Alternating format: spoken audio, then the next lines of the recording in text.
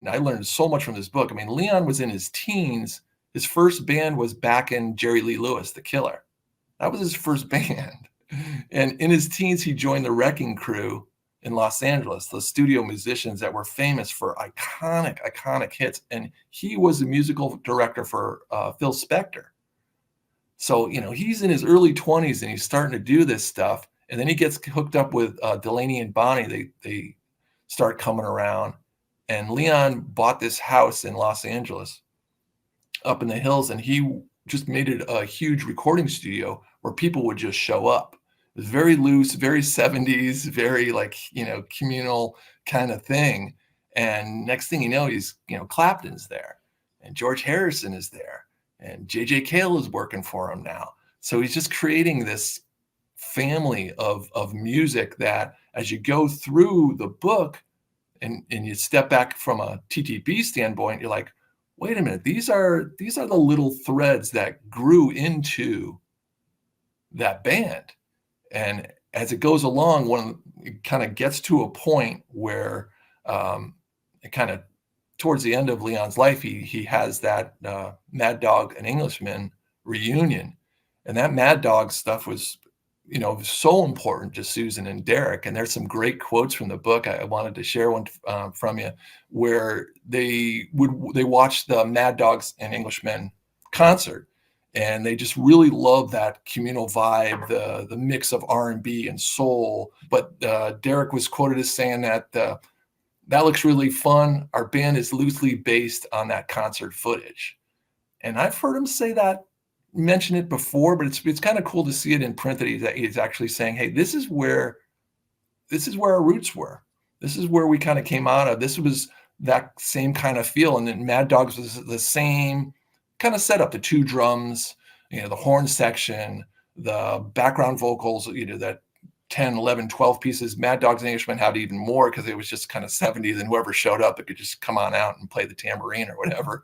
But you could see that, little seed planted in TTB. And I thought that was really cool. There's a whole chapter in the book dedicated to that reunion of the Mad Dogs and Englishmen that Derek and Susan put together. And there's a point in the book where Susan said it was really cute, and that was her words, to watch Derek and Leon together, working together, because she said, there's two leaders of bands right there, and she really admired how much they both kind of worked together. And Leon let Derek run the show. I mean, Derek went to him and said, hey, how do you want to do this? Because Leon was really, I think, the most famous for putting music together, putting bands together, and his arrangements. He arranged all that music of Mad Dogs and Englishmen. He arranged all the music for George Harrison's concert for Bangladesh. I mean, he put all this music together. He arranged 2 songs on Dylan's Greatest Hits Volume 2. So he's known as this arranger. And so Derek goes to him and says, how do you want to arrange the songs for this concert? And Leon told him, it's all yours, man.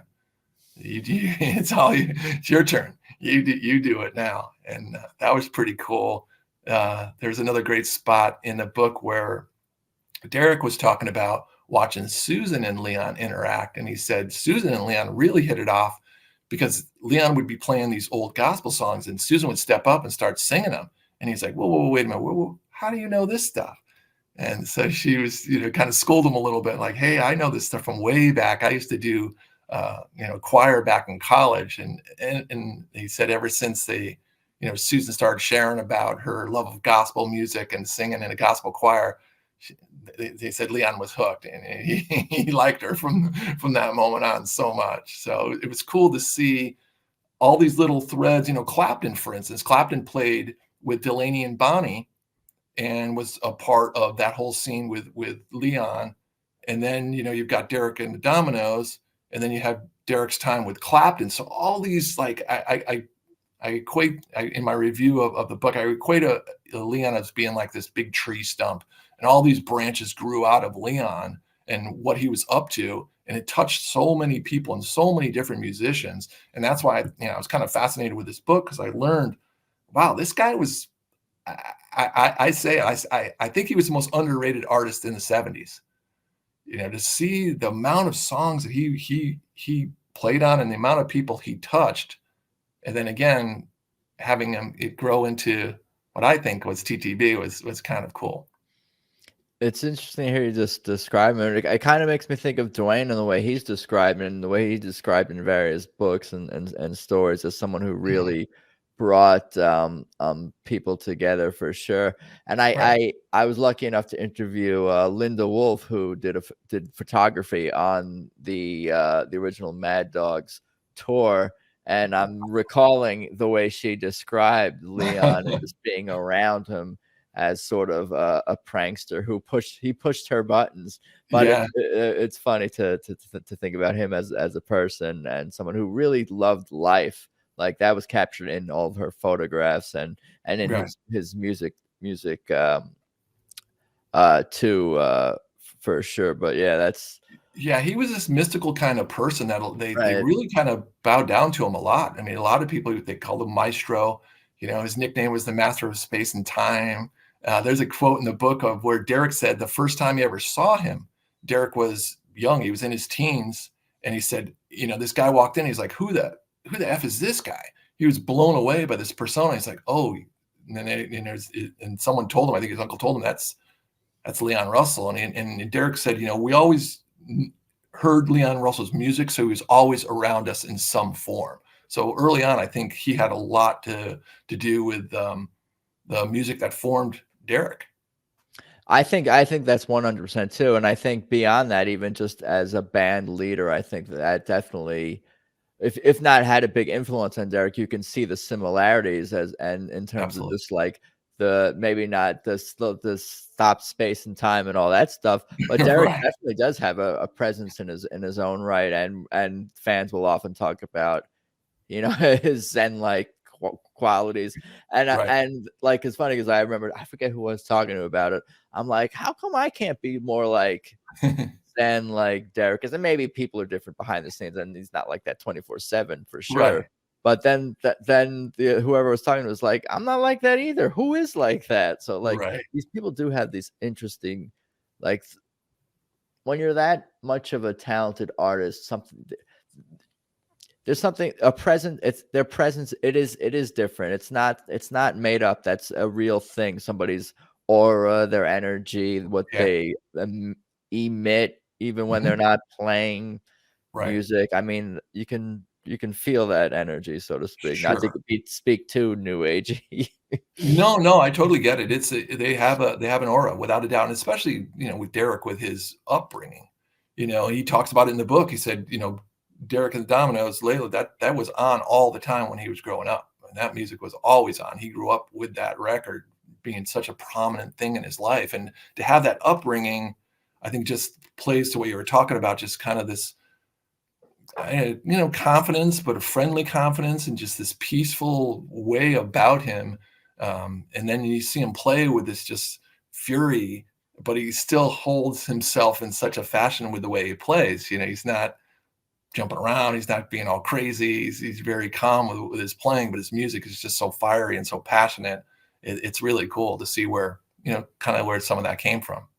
Nothing petty can ever get in the way of the music, and I feel like when it comes to like someone like Leon or Derek, I guess a lot of any of these artists, and I'm speaking generally, but I think something about that quality specifically speaks to like a guy like Derek and Leon, and Absolutely. and he's still like his influence is still being felt today. Like just Sure. thinking of myself and how like just doing this podcast and connecting with you, it like brings me closer to Leon's music and Tedeschi Trucks band's music, and just even just being someone who's lived in Los Angeles for like 20 years and very familiar with the locations that you're mentioning Right. and some of these places, like to think about how like, oh, Leon was somebody who brought in everybody, was very welcoming to other musicians and wanting to play with these people. And because of that attitude that he had in Los Angeles and connecting with all the people that Linda Wolf described, that, Right.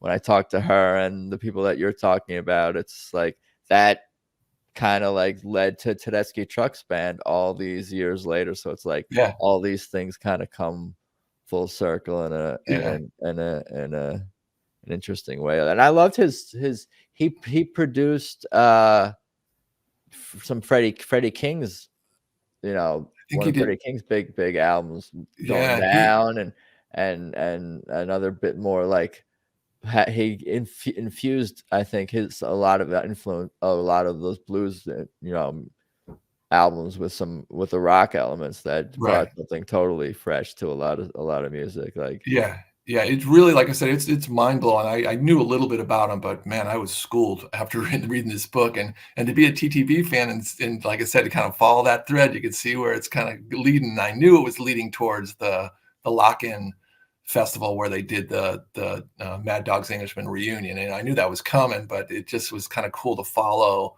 those different weaves and different branches and see all those people that meant so much to Leon and to Derek and Susan.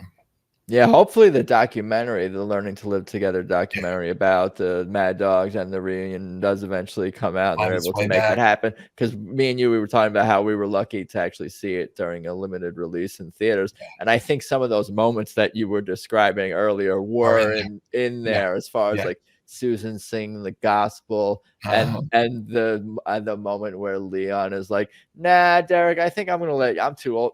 He's basically saying, "I'm too old for this shit. You do Right. it, kid." That's Exactly. basically what he's saying. Uh-huh. Yeah, he passed, maybe 3 years after. It was pretty close. He didn't live much longer after that time.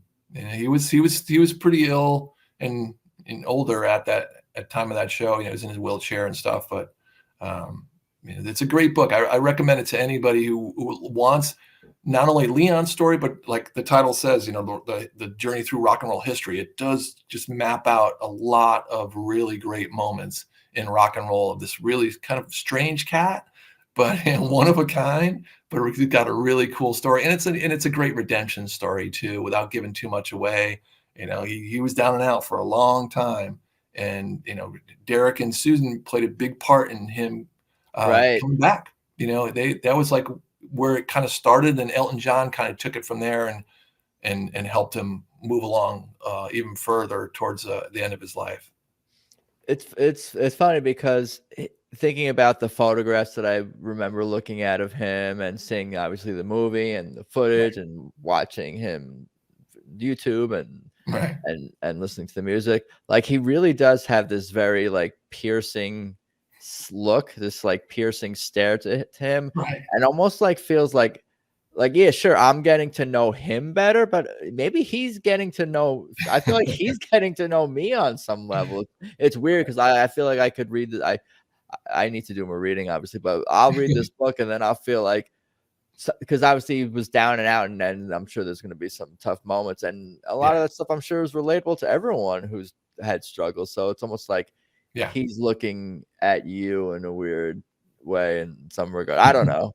He had a presence, no doubt. And then he had that like father time look towards the end of his life, where that big gray beard and that top hat, and just he had this look about him. And in the book, there's a lot of times where people were intimidated by him. He was just a different guy. He was from Oklahoma. He wasn't an LA guy, so he was very different. And people were amused and didn't really understand him. And then he started playing, and he was playing things.